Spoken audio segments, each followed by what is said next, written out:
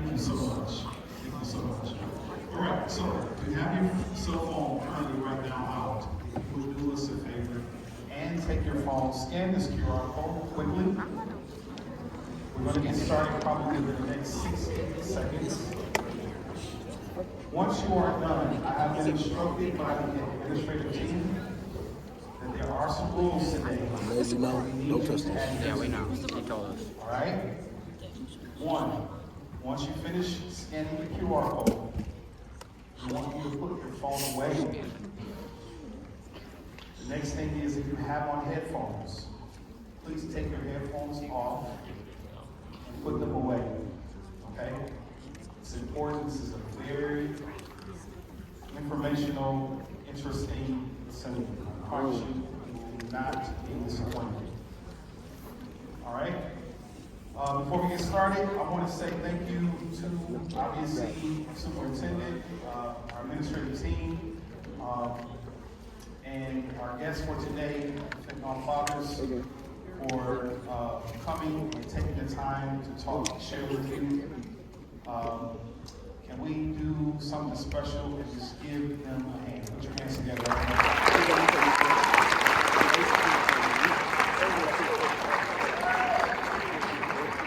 Thank you so much.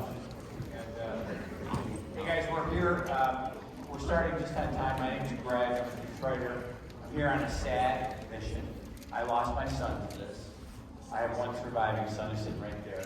The guy who called me and told me that Drew was gone.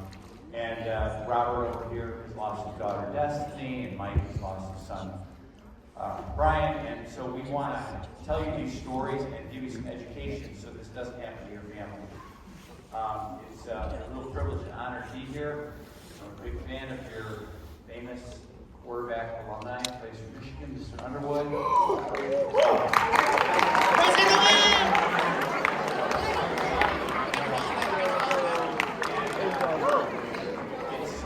guys are really famous on the national level. So thank you so much. So we're going to keep going and we hand the mic over to Michael Gillette. Okay, thank you.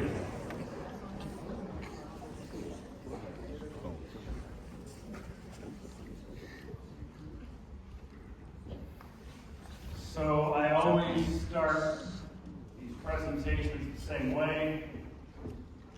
You're going to roll your eyes, you're going to say, okay, boomer, I get it. But this could be the most important 45 minutes of your school year. I hope at the end of this presentation you feel that way. So I'm going to throw a number out there, maybe 600 people sitting here right now in this room. You all set? 600 people in this room. Let's look at another number.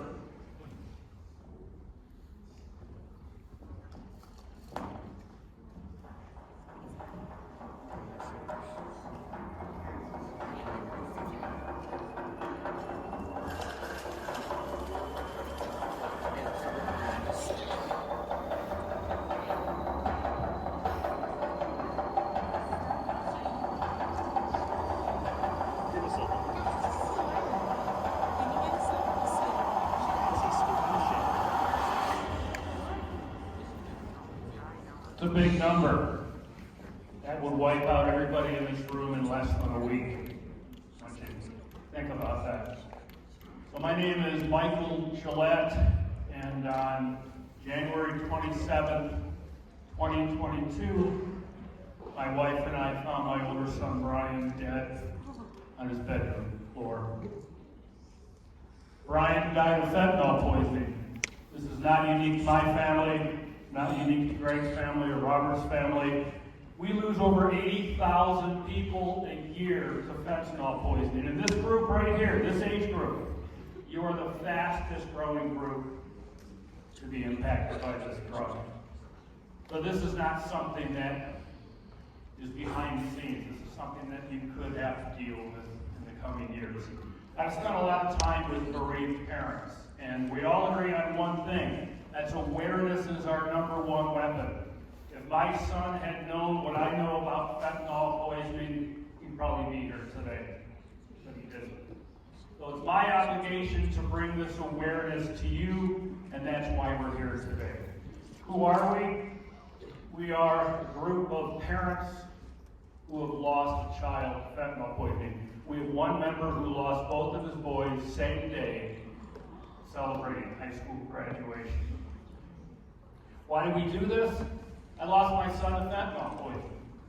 Most importantly, though, I do it for you. I don't know any of you. I know that you all have hopes and aspirations and things you want to accomplish in life, just like my son did. And I'm here to tell you one mistake can change that. So let's get started.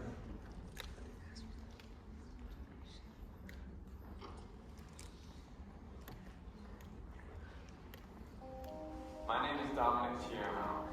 Since I graduated high school in 2014, I've had the great honor of directing a number of documentary films about drugs and drug addiction.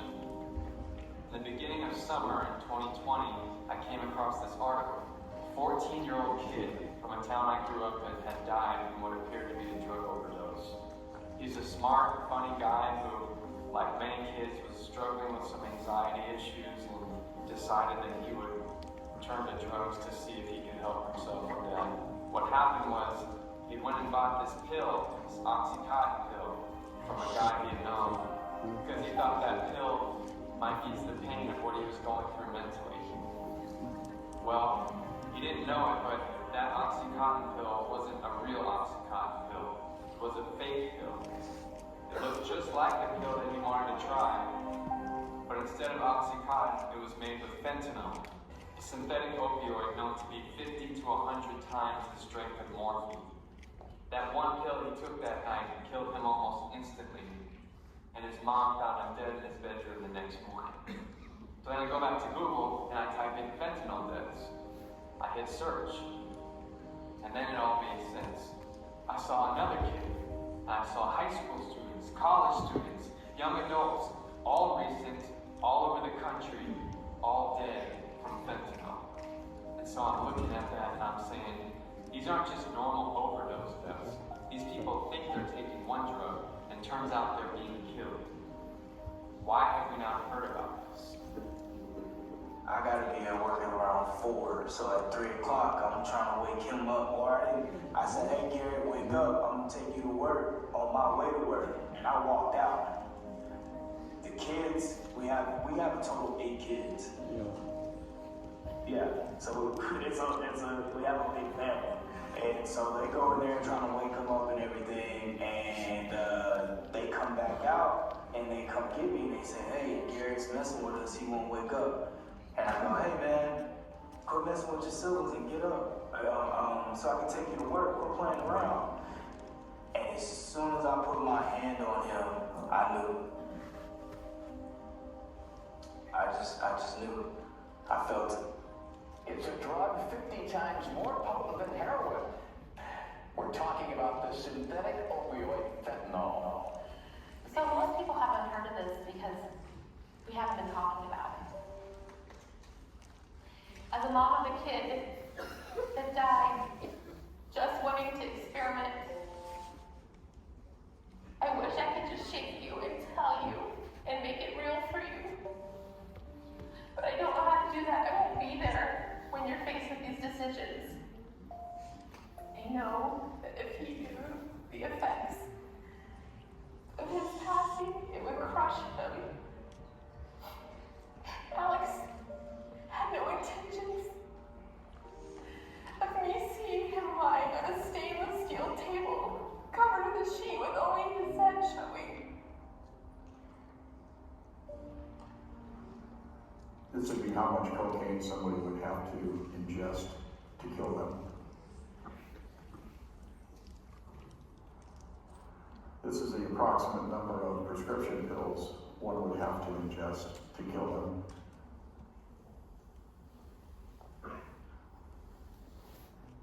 This is the amount of heroin the average person would have to ingest to kill them.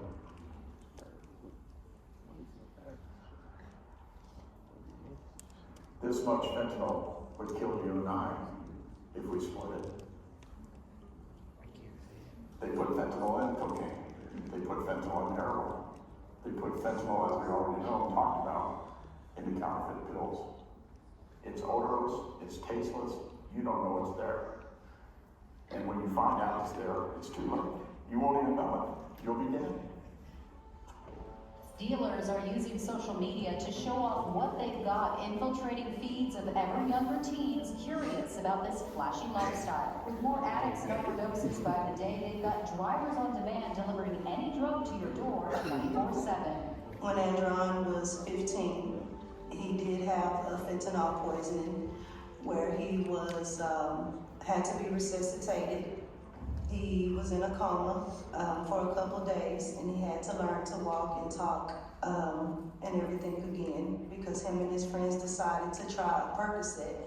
He took a Percocet that he didn't know had fentanyl in it, and February 11th, I got a call that he wasn't breathing, and all I remember is from that screaming, if they let me hug him, he'll come back to life. For something deployed, I worked every day but Sunday.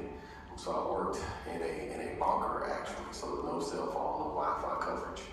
So I noticed when I went to the child hall, my phone started going off like crazy. I'm getting all these messages, and I'm not understanding what's going on. Like, they were all just saying, you need to call quick, you need to get in. From my wife was saying, hey, you've got to get home. But none of them were very clear on what was going on. And I think the first one that came through that was kind of explaining to me what was going on was the one from my 11-year-old son, Noah. And it simply just said, Dad, Brain's dead.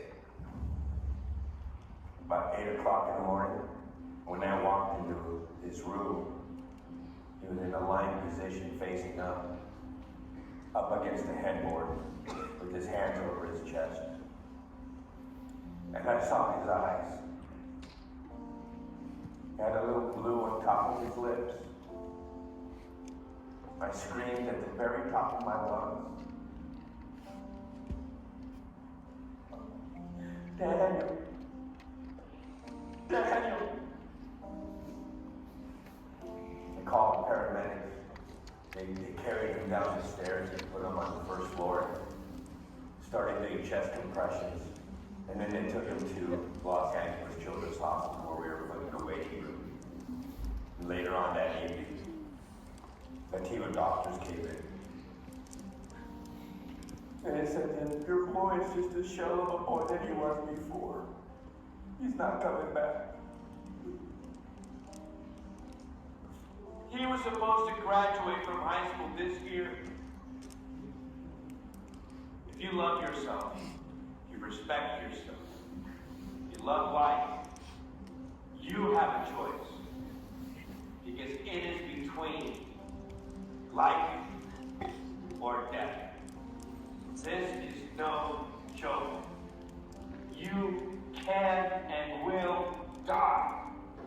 If you know something, definitely say something, because I knew that he had taken Percocets for like 2 weeks before he passed, but I didn't say anything because I didn't want him to be mad at me, and I didn't want him to hate me or just anything. So I just kept it to myself. I didn't want to say anything, but all it takes is one pill, and I should have said something.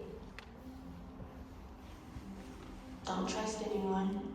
It's first thing. Don't let your guard down. And just one pill can kill, obviously. I wish somebody had sat me down and had this talk with me about what fentanyl does to people. I didn't get that chance. You do. People just so commonly think that it will not happen to them. I'm talking about great people Nice people, cool people, intelligent people with big plans for the future, big potential. Gone because of one choice. One choice is all it takes. If you don't believe that, I guarantee you, at this point, there was someone very similar to you who wished they could be here right now to look into the camera and look into your eyes and say, don't do it. Please don't do it. Please, I wish I wouldn't have done it. Don't do it. Don't risk your life. So my question for you is, are you going to listen? Or will it be your family and your friends holding your picture, wishing they could have been there to tell you?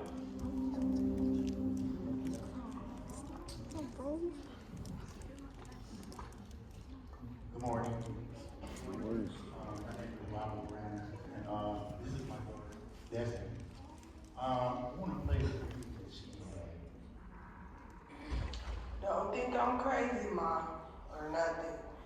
But basically, the dream I had, so we was in a house, and the lights just went out. So I told her I'm gonna go outside to see what's going on. So I go outside, and I just get lifted in the air, and I'm flying around in the air, and I couldn't get down. And it was like sparking outside, and fire, like everything was like starting to catch on fire, and it was sparking, and it was just dropping. So it was me and another girl in the sky, but I could not see her face at all. Like, I couldn't see the girl's face. So we just flying around in the sky, and we both like, we can't get down, like we cried. So we finally get let down, like drop down. So the house on the corner, it was a lady that lived in there, and she was letting everybody in her house, like saying, come on, because nobody know what was going on. So I'm like, no, I have to go see, is my family okay? Like you, Coda, and Blood. So I ran in the house. You was sitting at the table looking out the window with Blood and Dakota in your hand. I said, Mom, look in the sky. You said, I know, I'm watching you. And I just said, it's time. He's here. And I grabbed your hand and you looked at me and you said, are you ready? And I said, no, I'm not ready yet. And you was like, girl, we about to go to heaven. And I just woke up. On April 30th, my wife, today, received a phone call from Destiny's mother saying she wasn't breathing. So we got dressed and headed to the hospital. So when we got to the hospital, I met Destiny's mom there, and we went into the waiting room. The doctors came in and told us that we lost my baby. Me and Destiny shared a birthday together. My birthday is a week apart. Destiny took what she thought was a Percocet and it was laced with fentanyl. And she died instantly in front of her 2 children. Destiny had just had a baby a month before she passed. Now her baby's not worth even know her mother. This is where I have to go now to see my baby on her birthday. So we're here today to let you know if it's not prescribed, don't take it. Don't trust anything. Don't trust nothing anybody gives you if it's not from a doctor. Thank you.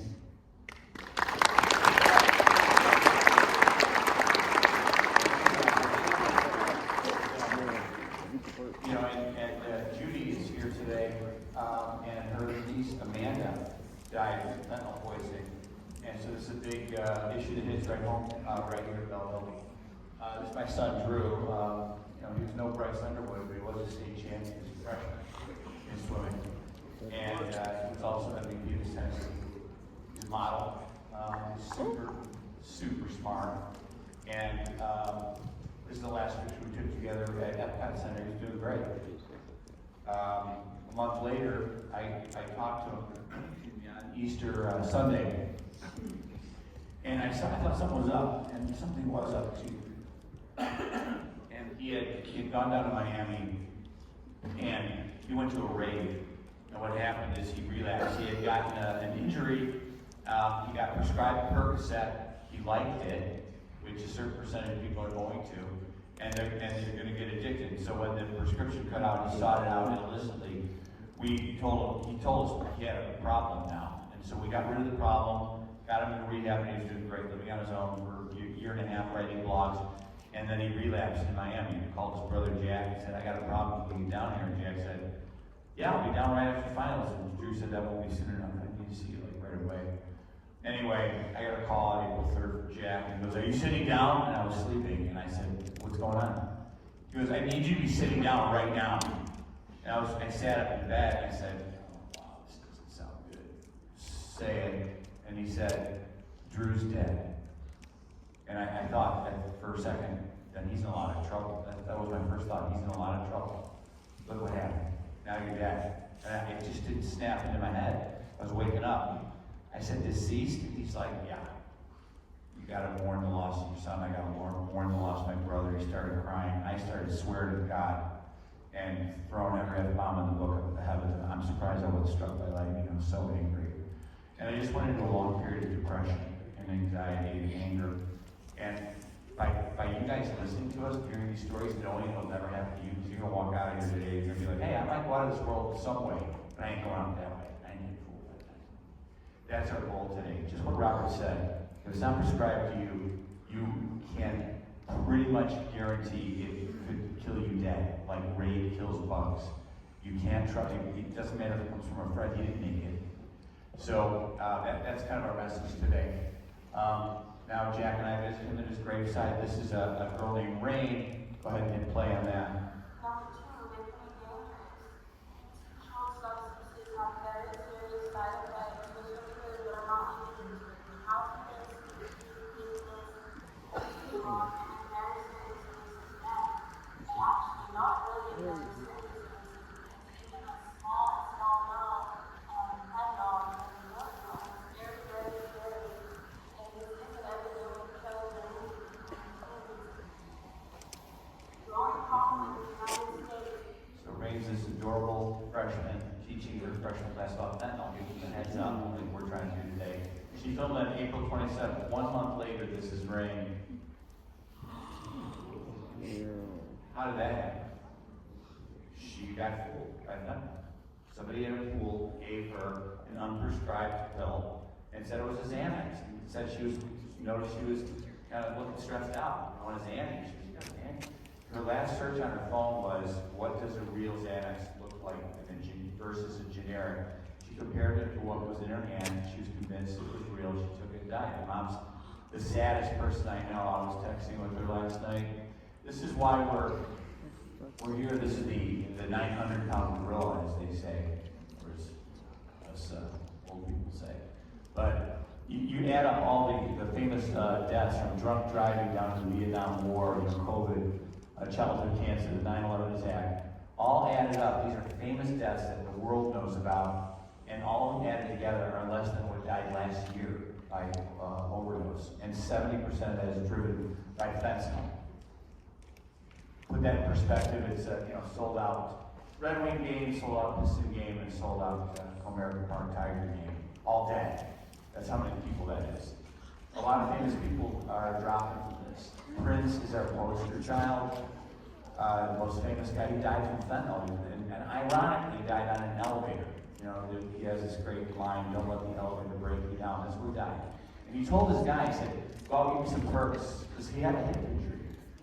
And the guy went out and got the same source for the Percocets, but the drug supply had been poisoned. And this guy didn't know it. Prince died from that. Angus Cloud, Matt Miller, real famous people dying from this. And I'm going to turn it over to Drew's brother, Jack. Thank you, guys. I'm just going to go over a little bit of education and tell these stories. Not to just get you guys, in a sad mood or anything for your day, but really to empower you to make healthy decisions in a way that belongs to a healthy life. So really the goals of this portion of the presentation are to educate you guys on the dangers of fentanyl and counterfeit pills, which you guys have already heard some about, and then make sure that you guys are able to recognize the signs and symptoms of an overdose and know how to respond with something called naloxone or Narcan. How many of you have heard of Narcan before? All right, that's awesome. So Narcan and naloxone I'm going to use interchangeably during the presentation. Naloxone is the medication name, Narcan is the brand name, but that is what's used to reverse an opioid overdose. And then we're going to connect you guys with some community resources available to you. So looking at the numbers of overdose deaths in America, we see back in 1999 we lost less than 20,000 Americans to drug overdose, versus in 2022 we lost over 110,000 Americans to drug overdose. And 70% of that, as my dad referenced, is because of illicit fentanyl in the streets. Why are we talking to high school and middle school audiences? Well, we saw actually 114% increase in overdose deaths in this age group, 10 to 19, over a 2-year period. And usually when we see a spike in any population, it's sustained before it comes down.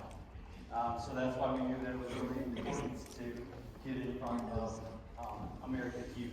Only about a third of those who die in this age group have any history of opioid use, yet 90% of the overdose deaths are opioid related, which tells us that a lot of these deaths are from first-time users or people experimenting with substances for the first time. A major reason for this is because of counterfeit pills. So counterfeit pills are being mass-produced by criminal drug networks. They often contain fentanyl and methamphetamine, and they're being bought and sold anywhere that people buy and sell things. But the one that's really getting into the hands of our youth are these online sources like Snapchat, e-commerce platforms, things like that. There was a 13-year-old boy out in Colorado who actually was playing video games after having a wisdom tooth extraction. He was given a 2-day course of Percocet from his doctor.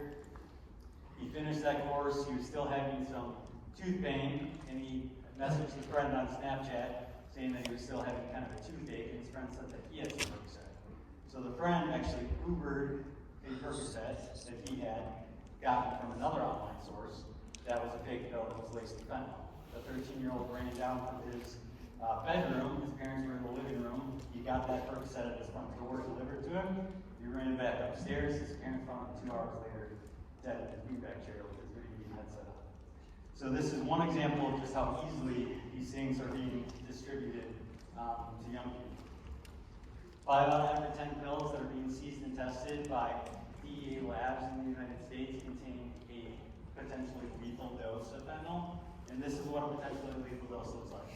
You saw it in the video, but here it is on the tip of a pencil. So you can imagine how much of this substance can fit into counterfeit pills. These are some examples of counterfeit pills. Top example is oxycodone, middle example is Xanax, and the bottom example is Adderall. Adderall is a stimulant, not a depressant. It's a completely different drug class. But drug dealers are putting fentanyl into anything that holds a street value. There are drug shortages in this country. These are getting in the hands of our young people as well as adult populations. Fentanyl is also being added to our street drug supply. Methamphetamine, cocaine, and heroin.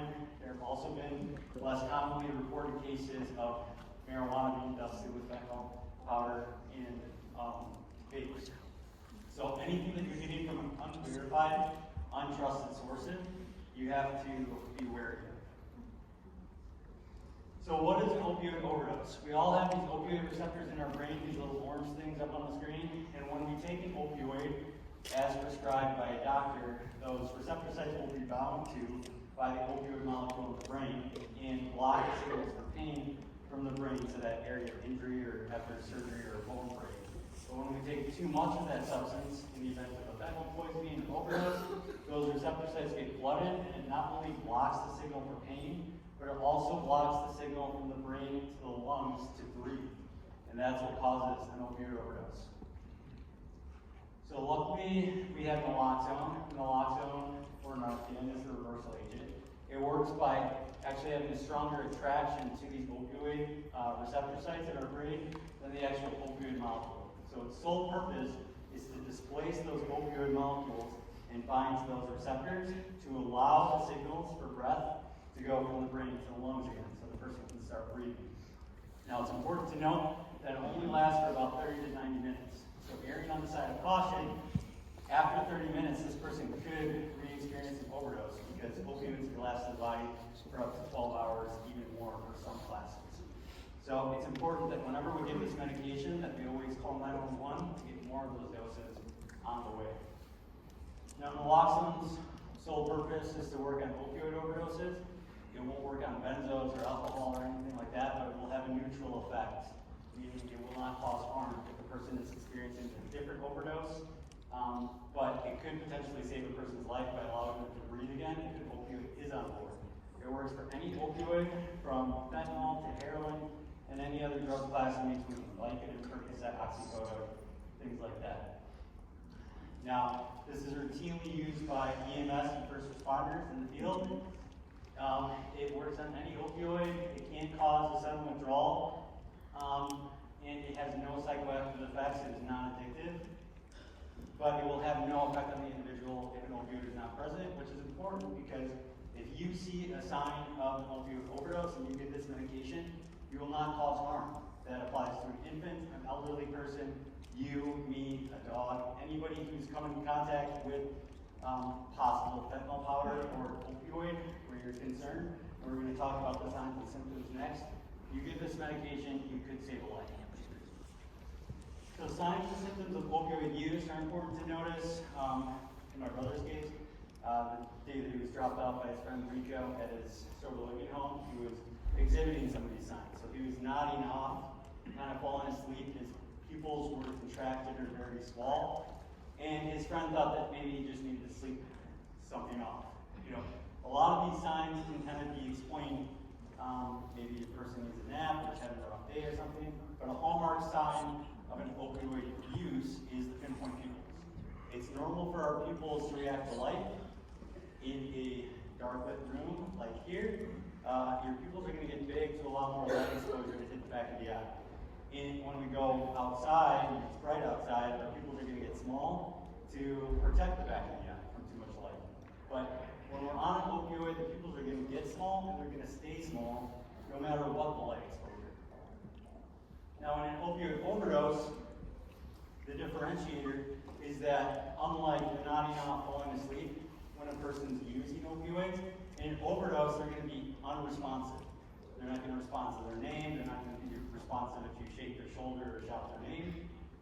So that's one of the big differentiators. If you see someone unconscious in a hallway or in a bathroom, these are weird places for somebody to be taking a nap. We also know that opioids affect the breathing center. So you're going to see shallow or no breathing. Because of that lack of oxygen, you're going to see skin discoloration. In lighter skin folks, that's blue or purple.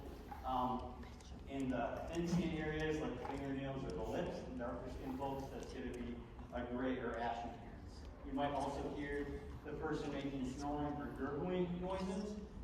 This is the brain's reflex that the body's not getting enough oxygen. They're not actually breathing, but they may sound like they are.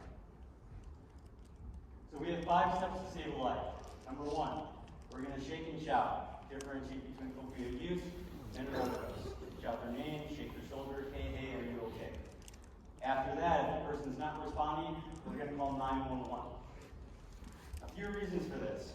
That dispatcher on the phone is going to be able to walk us through other life-saving measures that we can do for that person who may be experiencing an overdose. Chest compressions, mouth-to-mouth, to get oxygen flowing back in the body. That EMS first responder is also going to be able to bring more naloxone on site after we give our first dose, if we have it with us, hopefully we do. And this also enacts the Good Samaritan Law. The Good Samaritan Law, how many of you have heard that? You do? So the Good Samaritan Law has legal protections for somebody who is calling 911 in the event of an overdose or a life-threatening situation. It's going to protect you from giving CPR, maybe cracking someone's rib. You can't be sued for cracking their rib. This protection applies there, but it also applies for minor drug possession charges and drug paraphernalia charges. It holds protection for alcohol, for marijuana. So the person who calls 911 if they're suspecting an opioid overdose, the first responders are going to come on scene, usually police or law enforcement first. They're going to confiscate the drugs. They're not going to hold you criminally responsible for those drugs. This protection applies for both you and for the person experiencing the overdose. So if you're at a party, please call 911. This law was put into place to prioritize saving lives over criminalization. Our next step is going to be to take out our first dose of nasal naloxone. It comes in a blister pack like this. How many of you have ever used like nasal spray or like a Flonase saline spray for allergies? So this works exactly the same. You're going to just peel off the back, let the applicator fall into your hand, put the middle finger and index finger on either side of the applicator. You put that into the person's nostril, either nostril, and then just push the plunger. You're going to feel that medication totally dispensed. It's one use, one dose. The full dose goes in. It's absorbed by the mucous membranes in the nose. And you're going to wait about 2 to 3 minutes for that to take effect. During that time, that dispatcher that you're on the phone with can walk you through doing CPR or other measures to help that person stay alive.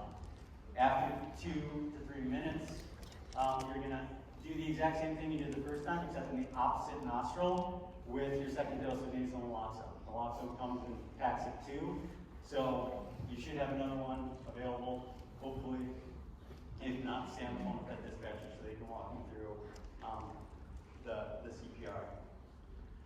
Once the person starts breathing, this is known as the Lazarus drug. So if anybody's ever woken up from a deep sleep, not knowing what day it is, what time it is, what year it is, what your name is, this is kind of like that, except now you have a bunch of people standing over you. Sirens may be in the background, so it's important to just let that person know once they start breathing and coming to, after you've given this medication, that they had a medical event, they gave you some medication, help is on the way, and then just give them space. Place them on their left side because it can cause sudden withdrawal, which includes vomiting, so we want to prevent that vomit from going into their lungs. So next, I'm going to talk through a few community resources. We have low barrier Save Life stations or Wayne Wellness stations in the Detroit metro area. We also have a lot of naloxone vending machines. You can go to narcannow.us to find some of these free naloxone resources. And a lot of these stations are refilled on a weekly basis. So if you go, you can take as much naloxone as you want for you, your friends, your family, your house, and they'll be replenished on a weekly basis. Your closest one here is actually at the Belleville High Community Center. They have a free naloxone newsstand near the front entrance of that church. So be sure to check them out. You can find other resources at fentanylfathers.com or.org, and be sure to check out your RAHS medical clinic and visit social services here at your school. Next, I'm going to turn it back over to you. Thanks, Jack. So I'm going to ship in a bunch of books here. If you can see what this book is, it's a journal, handwritten, The Inner Thoughts of a Girl in Victoria. One of our great partners, Victoria Boys, part of a larger group we belong to called Angel Army. And Victoria was struggling with anxiety and depression, as 50% of you statistically are. And what do? You turn to drugs? Well, I know that the people using marijuana in this room is very likely north of 0. I have struggled with marijuana when I'm in recovery for it. Vaping is a massive problem in people in your age group. And I wouldn't trust, my wife struggles with it. She uses Juul. And most of the vapes are FDA approved, and they're very suspect. So I'd be very, very careful. Anyway, Victoria was struggling. She turned to drugs. She didn't know if anybody would hear her cries for help. She died at age 18. It's a great anti-drug book, but it's really PG-13. It's her inner thoughts. I'm going to ship in as many as we want here. Quick show of hands. How many people know somebody who died from fentanyl poisoning? Wow. I think it's about. I'm really sorry for your loss. Most administrators are shocked to know it's affected people. What can you do to fight back? Your reason for joining SAFE may be sitting next to you right now. So if you're interested in helping us spread awareness, please DM us on Instagram or scan this QR code so that we can keep our generation safe. So you can join SAFE and start a SAFE club in your school. What do you do at a SAFE club? Well, you make sure everybody knows what Narcan is. You play this movie, which is at full length available on our site. Something else I want to give you today. You can download it at our site at fentanylfounders.org. At the bottom, you can download 1,001 great comebacks to peer pressure. Someone's pressuring you to do drugs, you come back with a comeback. I just thought of this off the top of my head. You can say, listen, when you're living in your mom's basement in your 30s, and I'm married to your girlfriend, you'll know that drugs don't back you. Okay? So, but you want to be able to come back with that. That's at the bottom. fentanylfounders.org. You can download the whole book. And I'm going to turn this over to Mike Gillette and hear about his son Brian.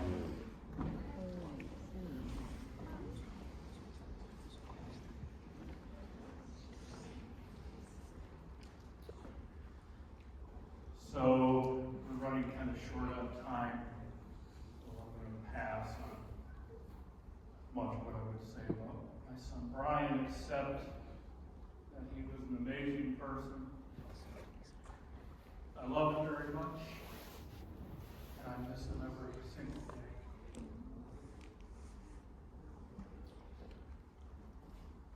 So I've done probably 100, 110 of these presentations, and I always pay very close attention to the students who are here today. Are they paying attention? Are they sleeping? Are we connecting with them? And there's one thing I know for sure. Most of you in this room are thinking, this is never going to happen to me. It only happens to other people. I'm way too smart. Let me tell you a true story about my son, Brian. He lost a friend to fentanyl poisoning, and they held a memorial for this person. Brian went to that memorial, and when he came home, he was unapproachable. He was very upset. He took this very hard. So my wife and I chose not to talk to him. We're going to let him sleep, but we talk to him in the morning. So the next day we got up and we're talking with him, and my wife says, Brian, don't let this be your story. And Brian looked at her and said, I'm way too smart. This isn't going to happen to me. And then he looked at my wife and he said, Mom, don't worry. I'm Superman. My son was Superman, and he died 10 days later. Nobody in this room is Superman. Nobody in this room is exempt from what this drug can do to you. All it takes is one mistake. You know, we've talked a lot about you and how we can prepare you. But I want to talk about someone else. I want to talk about your family. I want to talk about your mom and your dad, your brothers and your sisters. Even somebody sitting in this room with you right now. My last image of my son was holding his cold body on his bedroom floor. His eyelids were purple, his lips were purple. There was no life in his body at all. And in the background, all I could hear was my wife screaming, wailing at the realization that she had just lost her firstborn son.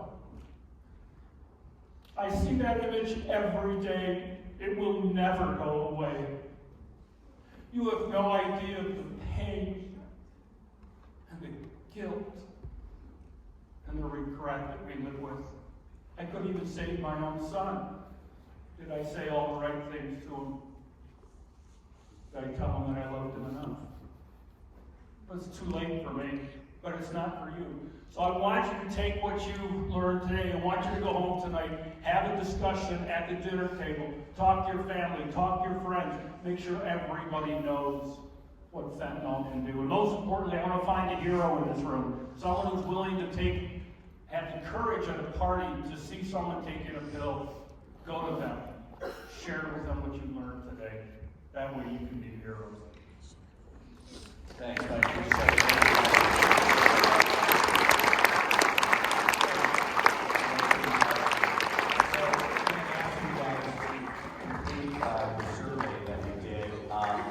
Say this with me. It might feel cheesy to say this with me, but it's so it bakes into your psyche. And the other thing is, all these posters up here are dead teenagers. So just so you know, it's not just our kids, it's a ton of kids. And we just want to make sure that we can graduate you fentanyl-free, fentanyl certified. If you can say this with me, that'd be really helpful. I'll lead us in. I'll never try. I'll never die. I'll never die. From fentanyl. You guys are fentanyl certified, fentanyl free. Anybody got a question? One question. We got time for one. I'll give away one of these books right now. Ooh. Yes. What book? Yo, shut up. Oh, I want to cry. Would you come up and talk to us afterwards? Plus, this is your book. Thank you. I lost my mom. Right at school. Reggie, I think you're going to close this out. I lost my mom with that mom. At time. I'm not even joking. I want to say thank you for everyone. Leave me alone. Pay attention. I joke about it. Would you put your hands together again for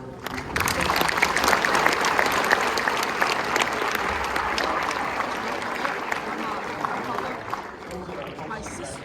open those exit doors now so that we can transition for the next corporate of individuals. Thank you all for paying attention. Have a great weekend. Garage. I wanted to ask you.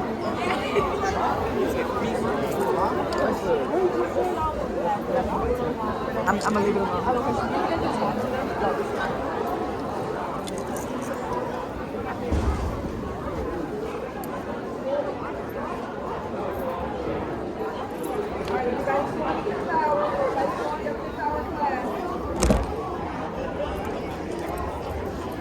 Hey, Reggie, remind them they're going to their 5th hour class with their teacher. They're going back to 5th hour. Okay, you guys are going to your 5th hour class. Go back to your 5th hour class. 5th hour class, please. Go back to your 5th hour class. Thank you.